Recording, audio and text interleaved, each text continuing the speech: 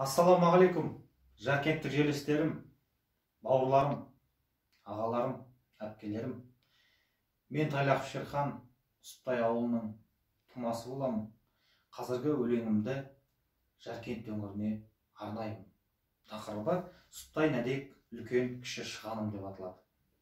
Сұптай нәдек үлкен кіші шығаным, алыстамын, Алматыда тұрамын, туған жерді қаламымен суреттеп, атап жазам ауданымның құрамын.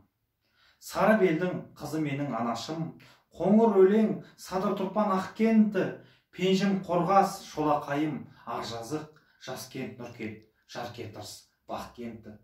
Дарбазақым Алтүй Ават еңбекші, Әулиеағаш Диқан Қайрат Айдарлы, Қызылжиде Қырыққұдық Лесновка, Жаркентімнің тұрғындары жайдарлы. Көктал Шежін, Сарытөбе Шарал, Керім Ағаш, Елтай Көктал Арасан, Тау өзен көл, табиғаты әдемі, бір сәт тоқтап дүріпсіз-ақ қарасаң. Бөрібай, Би, Смирновка ынтымақ, жиделіммен сарпылдағым көрікті, қонарлы жер жылда беріп жемісін, жедік талай шие алма өрікті.